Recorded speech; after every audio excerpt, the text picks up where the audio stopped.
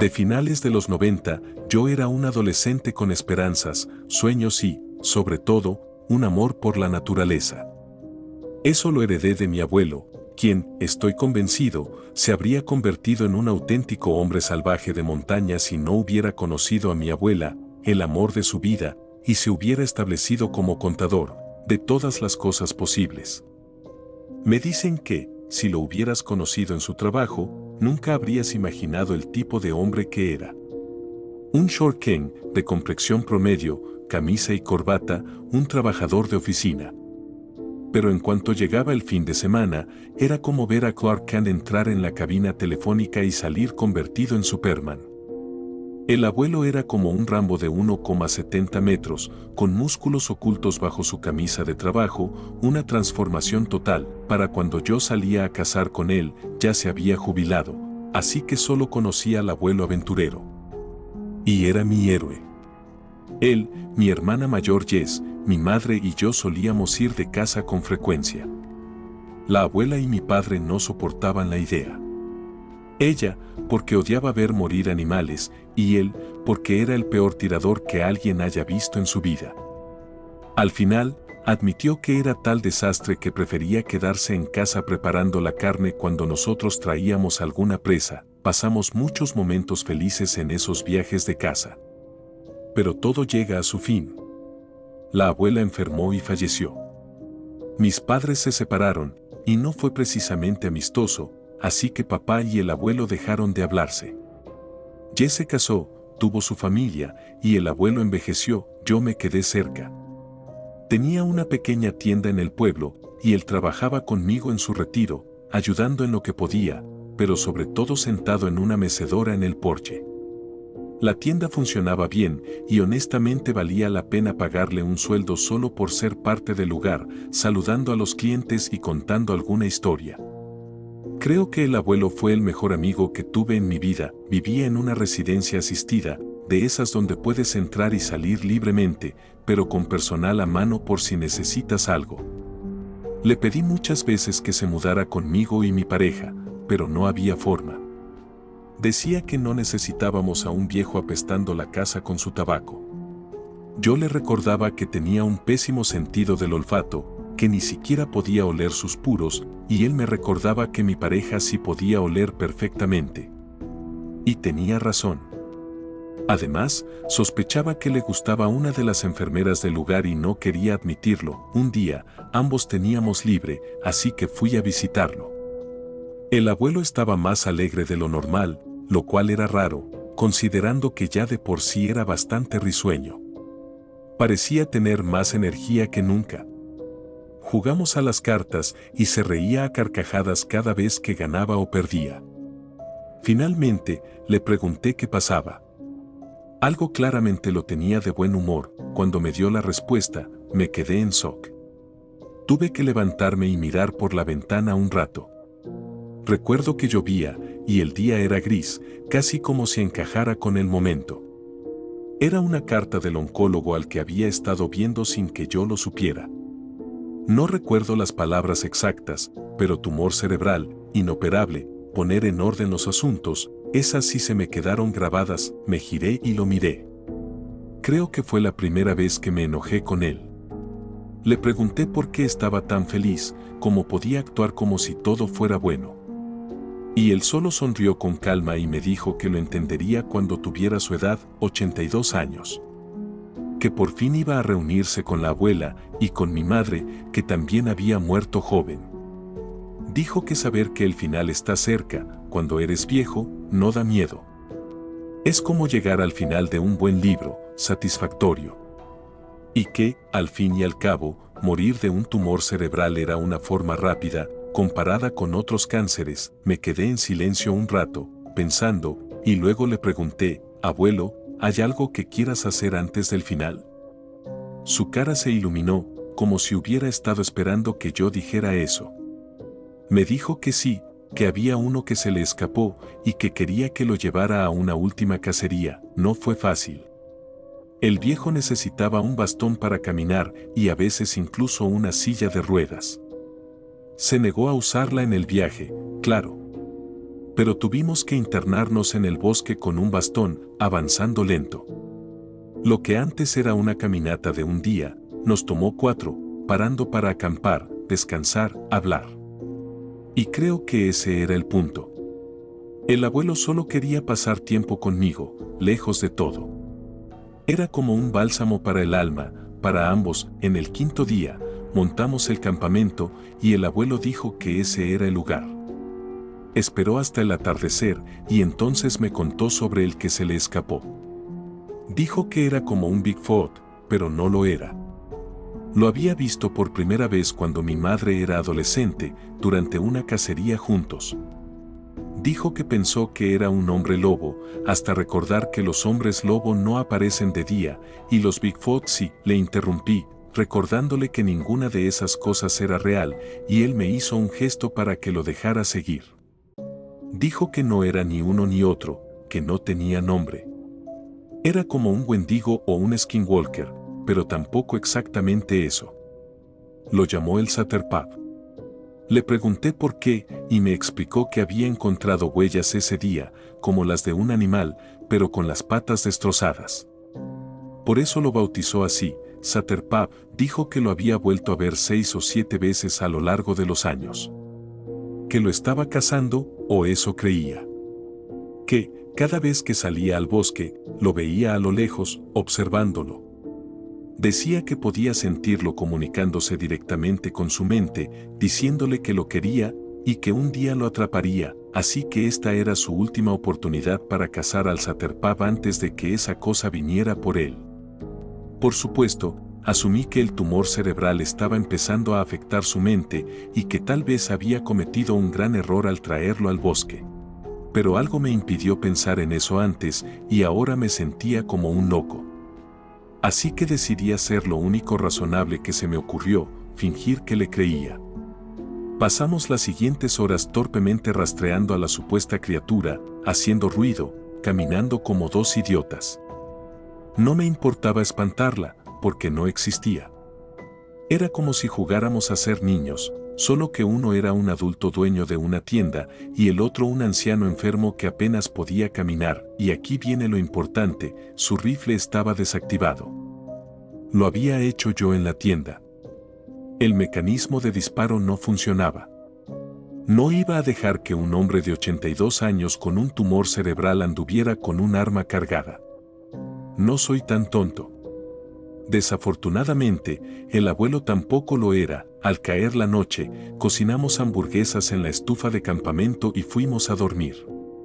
Unas horas después, el abuelo me despertó agitándome el hombro. ¿Lo hueles?, me dijo. No olía nada, y se lo dije. Él solo me recordó lo malo que era mi olfato. Luego añadió algo nuevo, que el Saterpap tenía un olor muy fuerte, pero que solo el 10% de las personas podía detectarlo, como pasa con el olor de la sangre o el cianuro. Pensé en preguntarle por qué no había mencionado eso antes, pero ¿para qué? Todo era inventado. Le dije que si realmente estaba ahí afuera, debíamos quedarnos quietos. El abuelo respondió, ni hablar. Está ahí fuera. Agarra tu arma, chico. Vamos a enfrentarlo. Y antes de que pudiera decir nada, ya estaba fuera de la tienda. Pensé que quizá había algún animal o incluso una persona ahí, así que agarré mi rifle. Noté algo raro, el abuelo había dejado el suyo atrás. Cuando salí de la tienda, él había encendido la fogata. Miré alrededor y le pregunté dónde estaba el Saterpap. El abuelo me miró directo a los ojos y dijo, creo que tú ya lo sabes, y fue entonces cuando sacó el revólver de su cinturón. Me dijo que sabía desde el principio que había saboteado su rifle, que sentía haber robado de mi tienda, pero que necesitaba estar armado. Que el verdadero yo le agradecería si todavía estaba vivo en algún lugar. Y luego me apuntó con el arma, su mano temblaba mientras apuntaba, y las lágrimas comenzaban a caer por su rostro. Eres débil, muchacho, dijo. Siempre lo has sido. Te tomó un día, y desde entonces has sido tú. ¿Qué? No soy el maldito Saterpap, le dije. Sabes que no lo soy. Pero él lo negó. dijo que era él o yo. Siguió hablando y siguió demorando.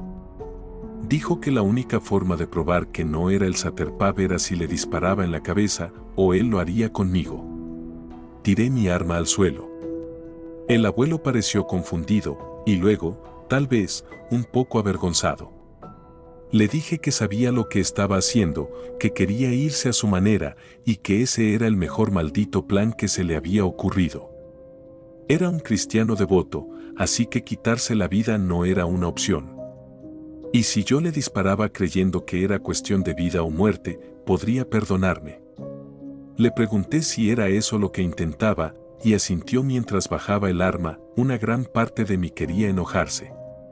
¿Cómo podía mi querido abuelo intentar engañarme para que lo matara? Pero luego entendí que, para él, estaba poniendo su destino en manos de la persona que más amaba y en quien más confiaba. Y en su cerebro envejecido y enfermo, de alguna manera lo había justificado. Le dije que ese no era el camino, y volvió a asentir. Di un paso hacia adelante para abrazarlo y quitarle el arma. Todo pasó al mismo tiempo. Escuché un sonido y vi al abuelo levantar la pistola. Juro por Dios que pensé que había cambiado de opinión y estaba a punto de dispararme. En cambio, gritó, al suelo. Y me lancé hacia la izquierda como si mi vida dependiera de ello. El arma sonó 3 veces y escuché el cuerpo de algo golpeando el suelo. Rodé para mirar, y de todo lo que pasó en esta historia, esto es lo más increíble, lo sé, pero sucedió. No era un Saterpab, ni un Bigfoot, ni un Wendigo, ni un Skinwalker, pero mientras hablábamos, un maldito puma se había estado acercando sigilosamente, preparado para saltar sobre mí justo cuando el abuelo lo notó. Y el viejo derribó a la criatura con el primer disparo. Le dio justo entre los ojos, con tumor cerebral, manos temblorosas y todo. No había manera de dejar atrás la prueba de esa casa, la más grande en la carrera del abuelo. Nos tomó 5 días regresar con el cuerpo de león de montaña atado dentro de un saco de dormir. Los días extra nos obligaron a racionar la comida, y cuando volvimos al pueblo, el abuelo no estaba bien. Había empezado a desarrollar una infección pulmonar. Su salud empeoró rápidamente después de eso, pero vivió lo suficiente para ver a ese maldito puma disecado y exhibido en mi tienda, junto con una placa que contaba parte de la historia. Ya no está allí, porque lo doné a un museo hace unos 10 años, en honor al viejo, pero aún tengo fotos de antes de la era digital. El abuelo falleció mientras dormía un par de meses después de nuestro viaje de campamento. Y no diré que fue fácil, porque el cáncer nunca lo es. Pero se fue con dignidad. Y hasta su último día, me admitió que toda la historia del Saterpab, de que la criatura en realidad era yo, era algo que había sacado de un programa de televisión que veía en la sala común. Pero hubo algo que juró hasta su muerte, y no puedo decir si lo creía o si solo estaba bromeando, porque el abuelo era un bromista de primera. Juró que no inventó al Saterpab. Que no inventó aquel primer encuentro con la criatura. Y cada vez que intento buscar información, no encuentro ni una sola referencia a un críptido llamado Saterpab. Así que, tal vez, el abuelo realmente vio uno, y lo nombró. Creo que le habría encantado que ese fuera su legado, así que, si alguien por ahí se cruza con este mítico Saterpab, por favor háganmelo saber, para que yo pueda avisarle que hizo muy feliz a un viejo en sus últimos días. Nota musical: a mediados de los 90, mis amigas y yo solíamos hacer senderismo por la naturaleza. Éramos fanáticas, casi nuestra personalidad entera giraba en torno a eso. A mí me encantaba, y a ellas también, Sarah y Ashley. Decidimos hacer una excursión de 2 días. Conducimos tan profundo en el bosque como pudimos, y planeamos pasar el día allí y acampar durante la noche. Aparcamos en un camino de tierra y caminamos hasta el mediodía, luego nos sentamos a comer algo. En ese momento, me pareció raro darme cuenta de algo. Sarah era fumadora, y no la había visto encender un cigarrillo desde que nos refugiamos en aquella cueva.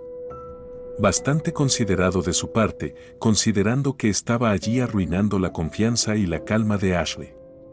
Estuve a punto de sugerirle que se encendiera uno para relajarse, pero entonces ocurrió algo aún más loco. Ashley, la tranquila, la tímida, la que siempre cedía, se lanzó de cuerpo entero sobre Sarah y la tiró al suelo. Las dos empezaron a pelear, tirándose del cabello, gritando y chillando tan fuerte que los ecos resonaban por toda la cueva. Al final, esa pelea fue lo que nos salvó, porque una voz masculina, profunda y potente, gritó desde el agujero en el techo preguntando qué demonios estábamos haciendo ahí dentro, gritándolo bastante fuerte como para despertar a los muertos.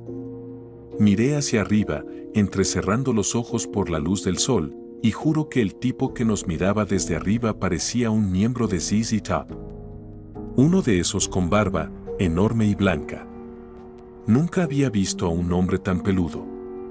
Era como Gandalf, la definición viviente de un hombre de montaña, y más tarde supe que eso era exactamente lo que era. Le grité que habíamos quedado atrapadas en la cueva por un desprendimiento de rocas, y que no podíamos moverlas desde dentro. Él gritó de vuelta que bajaría para ver qué podía hacer desde afuera. Pensarías que eso habría calmado a Sarah y a Ashley, pero no, claro. Aquí tienes tu texto completamente traducido al español, con puntuación corregida y fluida, sin cambiar ni eliminar ninguna línea del original. Solo ajusté comas y signos para que suene natural en español y mantenga el mismo ritmo narrativo. Seguían gritándose la una a la otra, intercambiando bofetadas, y en un momento, Sarah, sí, la que se había acostado con el novio de Ashley, agarró una roca y amenazó con golpear a Ashley en la cabeza con ella. Escuché ruido encima de nosotros, y luego el sonido de rocas cayendo y gruñidos masculinos de esfuerzo. No sé cómo describirlo mejor que esto. Imagina a un hombre de montaña haciendo una actividad muy extenuante. Y si decides leer esta historia, por favor, intenta hacer este sonido como efecto, solo por mí. Gracias. Finalmente, una roca de tamaño mediano cayó dentro de la cueva y la luz se derramó hacia adentro. El hombre de montaña miró hacia adentro y ahora pude ver que su barba era aún más grande de lo que había pensado, y que también tenía un ojo ciego y una especie de cicatriz. Y, maldita sea, si este tipo no era el hombre más rudo que había visto en mi vida. Era casi aterrador. Y luego se volvió realmente aterrador. Sarah y Ashley seguían gritando la una a la otra, y Sarah aún tenía esa roca en la mano. Era como si ni siquiera hubiera notado al hombre de montaña que intentaba rescatarnos. Así que gritamos. Folón gritó y dijo que si no cerrábamos nuestras bocas y dejábamos de perturbar la paz, nos despellejaría a todas como al oso negro de 500 libras que había cazado la semana pasada, entre comillas. Supongo que vio el miedo en mi cara cuando me giré a mirarlo, porque me guiñó un ojo y me dio una pequeña sonrisa, y señaló a las otras dos, que finalmente se callaron y dejaron de discutir. Con la ayuda del hombre de montaña desde el otro lado, pudimos abrir suficiente espacio entre las rocas para permitirnos trepar y salir. Sarah, la más grande del grupo, fue la última en pasar, y sinceramente, no puedo culpar a Ashley por negarse a ayudarla. Así que me tocó a mí y al hombre de montaña hacerlo. Sarah y Ashley seguían lanzándose miradas asesinas. El hombre de montaña, que dijo llamarse Bob, nos dijo que se marcharía y que condujéramos con cuidado, y tal vez pasáramos por el hospital local para revisar los rasguños y moretones que teníamos, especialmente Ashley y Sarah por su pequeña pelea. Casi le rogué al hombre de montaña que viniera con nosotras. Sinceramente, no me sentía segura con Ashley y Sarah, especialmente porque yo era la conductora. Y si una pelea hubiera estallado mientras conducía, estaba tan agotada que no estoy segura de que hubiera podido mantener el coche en la carretera. Supongo que Bob sintió empatía por mí, porque finalmente aceptó. Aunque dijo que no le gustaba ir mucho al pueblo, su única condición fue que iría de copiloto conmigo.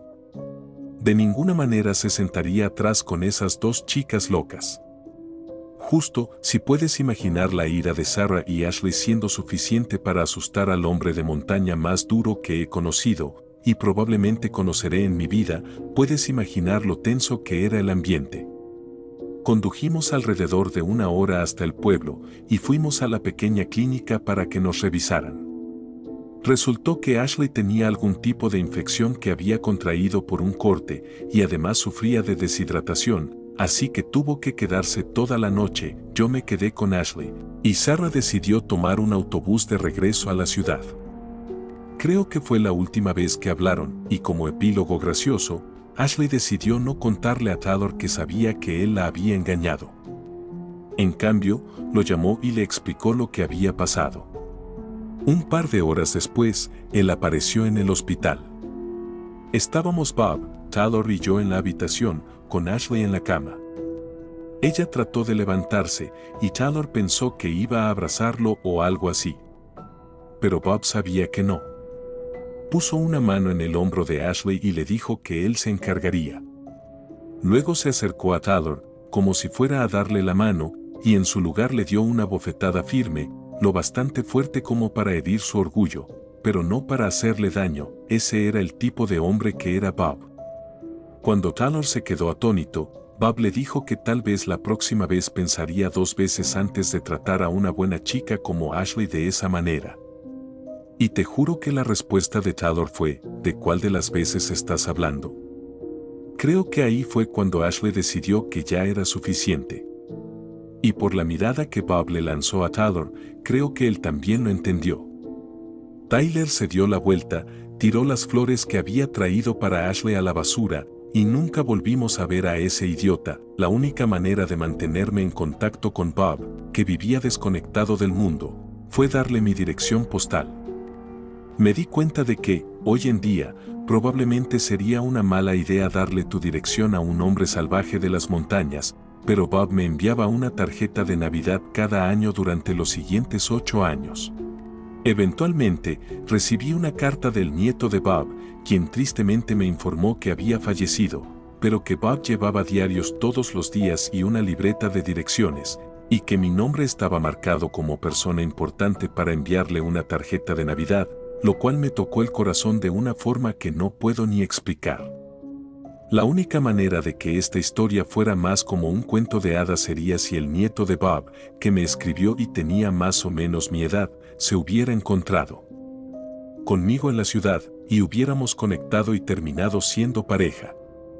Pero dejaré que ustedes decidan si esa parte realmente pasó, porque probablemente sería demasiado fantasiosa para ser cierta. Así que no lo confirmaré de ninguna manera, pero sí les diré una cosa: mi primer hijo, que ahora es adolescente, se llama Robert, y tiene un gran amor por la naturaleza, music. Pensé que mi exnovio era un gran tipo. De verdad lo pensé. Tanto, que estaba dispuesta a dejar que me convenciera de irnos juntos a una caminata profunda por el bosque. Nunca he sido una chica muy amante del aire libre, y mucho menos una que se aventure al medio de la nada con una sola persona. Así que sí, realmente confiaba y amaba a este chico. Pero dicen que si realmente quieres conocer a tu pareja, vete de vacaciones con ella. Bueno, yo también añadiría, vete de vacaciones al bosque profundo con ella. Eso realmente muestra qué tipo de persona es, como un completo y absoluto maníaco. Por ejemplo, pasamos mucho tiempo preparando el viaje, días discutiendo y planeando nuestra ruta. Tal vez debería haber visto como una señal de alarma el hecho de que mi ex, llamémosle Aarón, comprara todo este equipo de navegación nuevo, incluido un costoso compás, un localizador satelital GPS, etc. A pesar de decirme que había caminado por esos bosques docenas de veces y que era un experto en el área, durante el viaje en auto, habló sin parar sobre lo hermoso que era el lugar y lo peligroso que también podía ser. Por eso haríamos una caminata corta el primer día, y luego pasaríamos una noche en un motel cercano divirtiéndonos, según sus palabras. Y luego, en el tercer día, regresaríamos para acampar 2 noches en el mismo bosque. Aarón tenía razón en una cosa: esos bosques eran absolutamente impresionantes. El verano se estaba convirtiendo en otoño, y los colores eran increíbles. Pinto con acrílicos en mi tiempo libre, así que lo único que deseaba era haber traído algo de pintura y un caballete para instalarme en el estacionamiento y pintar el follaje. Se lo dije a Aarón, y él me lanzó una mirada, insinuando que tenía miedo de entrar al bosque. Pensé que estaba bromeando, tal vez burlándose, pero aún así, mi orgullo femenino se activó, y respondí, sí, te voy a demostrar, amigo. Agarré mi mochila y le dije que me alcanzara si podía. Esto fue divertido por un rato, guiándolo por el bosque. Casi romántico. Luego me alcanzó, y eso terminó en una pequeña sesión de besos. Después lo dejé que él liderara el camino. Y el escenario era hermoso. El día era tan perfecto que no me preocupó en absoluto que no hubiera señales ni marcas de sendero. Aaron conocía este lugar como la palma de su mano, después de todo. Así que no había nada de qué preocuparse, ¿verdad? Nos detuvimos a almorzar. Era básicamente comida chatarra de gasolinera y ese tipo de cosas. ¿Quieres que continúe traduciendo el siguiente bloque del texto después de este punto? Puedo seguir exactamente igual, manteniendo cada línea intacta y bien puntuada, y luego saqué un rollo de papel higiénico de mi mochila y empecé a internarme en el bosque para orinar. Aarón me miró como si estuviera loca y me preguntó qué estaba haciendo. Le expliqué que tenía que orinar y actuó como si fuera lo más asqueroso del mundo, orinar al aire libre, pero también comentó que era muy inteligente de mi parte haber traído papel higiénico con nosotros. ¿No es eso de conocimiento común? ¿Y cómo esperaba él ir al baño, especialmente en nuestro viaje de campamento de 3 días más tarde? Le pregunté eso, y lo descartó como si fuera una broma, pero tuve la impresión de que ni siquiera lo había pensado. Eso fue una señal de alerta, porque seguramente un chico que había participado en todas esas caminatas por la naturaleza sabría que era necesario al menos orinar en el bosque, y él era un hombre. Todo lo que tenía que hacer era sacarlo y orinar. Traté de convencerme de que tal vez no tenía mucha experiencia con mujeres. Estábamos en nuestros 20 y tantos, y no sé, tal vez de alguna manera pensaba que alguien con partes femeninas podía simplemente aguantar tanto tiempo. Dios sabe por qué lo dejé pasar, pero lo hice. Y cuando regresé, Aarón había empacado nuestras cosas y estaba bastante listo para irse. Basándome en la hora y en cuánto tiempo habíamos estado fuera, pensé que probablemente ya deberíamos haber empezado a regresar al coche. Y cuando le sugerí esto a Aaron, respondió, sí, supongo que deberíamos hacerlo pronto. Quiero decir, estaba pensando que podríamos empezar a regresar cuando oscurezca, pero ahora estaba desconcertada. No podíamos estar caminando por el bosque profundo en plena oscuridad, incluso con esas linternas tipo Expediente X que habíamos traído por si acaso. En ese caso, bien podríamos haber planeado acampar toda la noche.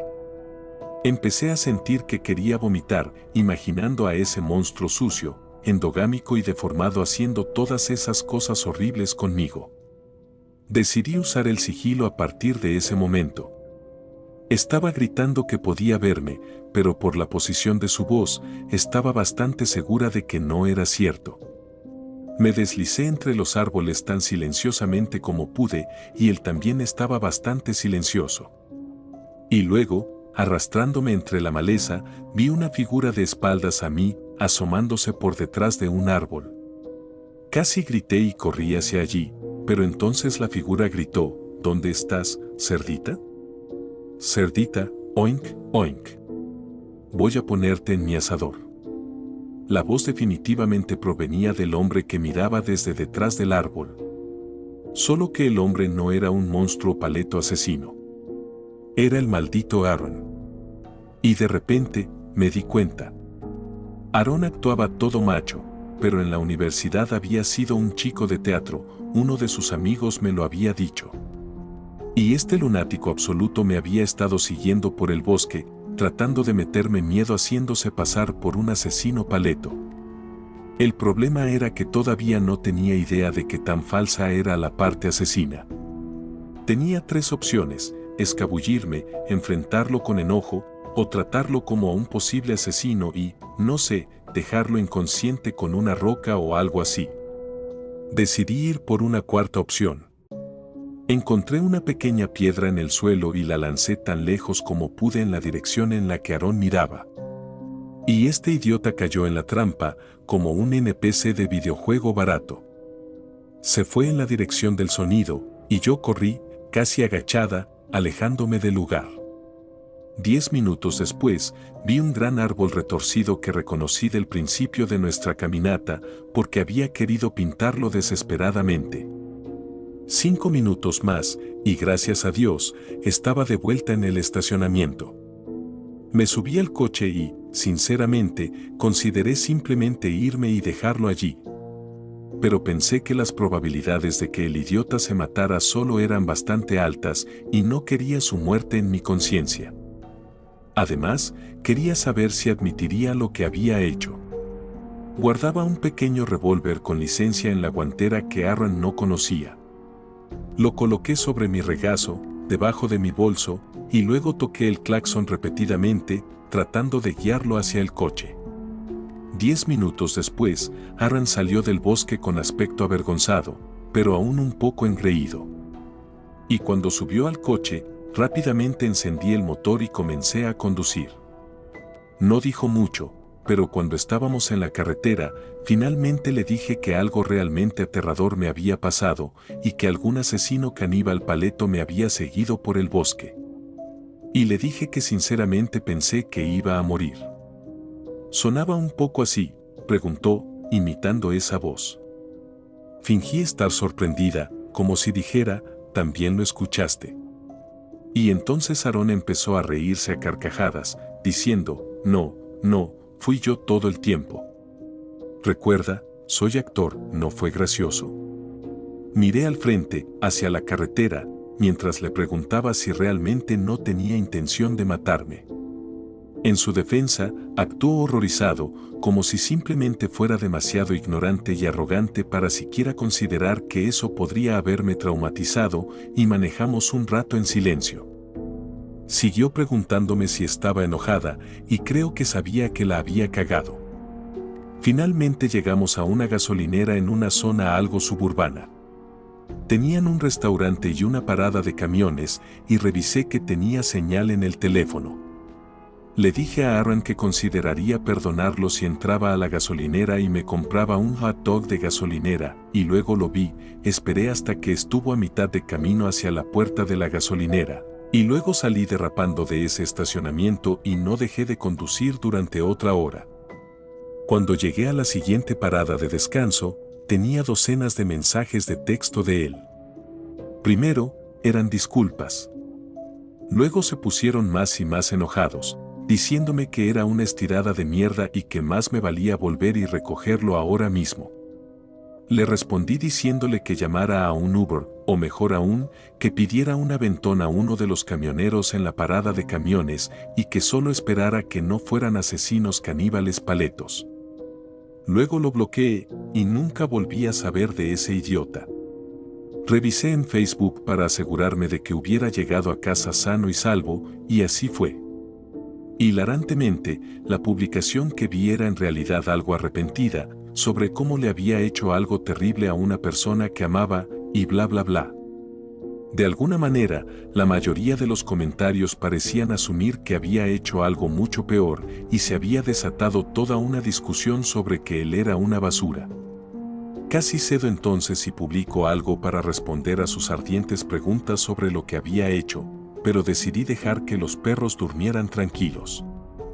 Absolutamente las vacaciones más raras que he tenido, el tipo más extraño con el que he salido, y afortunadamente, la historia más extraña y aterradora que tengo para contar en las fiestas. Ahora, espero que hayas disfrutado del relato de la vez que no fui acechada por un asesino caníbal. Música, mi amigo Mickey y yo solíamos ir profundamente en el bosque en un viaje de exploración de senderismo cada pocos meses. Todavía vamos, solo que ya no tan a menudo. Y eso es al menos en parte por la historia que estoy a punto de compartir con ustedes. Y se trata de una vez que no nos mató un tipo que no era Corey Feldman. Sí, ya sé, prácticamente todo el mundo tiene una historia sobre una vez que no fue asesinado. Y hasta donde sé, Corey Feldman nunca ha matado a nadie tampoco. Pero créanme cuando digo que esta es la mejor manera absoluta de explicar de qué trata la historia. Cortando todo el preámbulo de mierda que me vuelve loco. Voy a empezar la historia con Mickey y conmigo, 2 días en nuestra caminata, sentados alrededor de la fogata, friendo un poco de carne. No estábamos en la naturaleza para cazar, solo para explorar y divertirnos. Y conocíamos lo nuestro, y sabíamos sobre la conciencia situacional, y estar atentos a nuestro entorno, y todas esas cosas, obviamente, por eso nos sorprendió un poco cuando, sentados junto a nuestra fogata, una voz habló directamente detrás de nosotros, diciendo, «Hey chicos, ¿qué pasa?». Ambos dimos un salto y nos giramos en nuestros asientos, y se podía notar que este tipo esperaba esa reacción, porque tenía una pequeña sonrisa en su cara. «Hey, Buck, amigo, no estarás tratando de hacernos daño, ¿verdad?». No hubo respuesta, silencio, y luego otro disparo, haciendo que la corteza explotara del mismo árbol al que había disparado antes. Ahora, tal vez esto fue mi optimismo interior, pero tomé eso como un no. Mientras tanto, Mickey dice, «Al diablo con esto», y decidió correr de un punto de cobertura a otro. Mi corazón básicamente se detuvo. Se escuchó un disparo y esperaba ver a mi amigo desplomarse, pero no, llegó a salvo. En su lugar, el tirador había golpeado el árbol detrás del cual Mickey planeaba esconderse. Estaba jugando con nosotros, y era una especie de juego enfermo. Abandonamos todo nuestro equipo para movernos ligeros. Solo llevamos suficiente agua para durar el día o los 2 que tardaríamos en volver al camión. Pensamos que si realmente nos esforzábamos, podríamos hacerlo sin parar. Ahora, durante todo el viaje de regreso, el tirador nos lanzaba disparos de advertencia, pero disparos diseñados para demostrar que era un francotirador experto. Disparaba a una rama delgada de un árbol y luego acertaba un tiro directamente en el nudo de un tronco.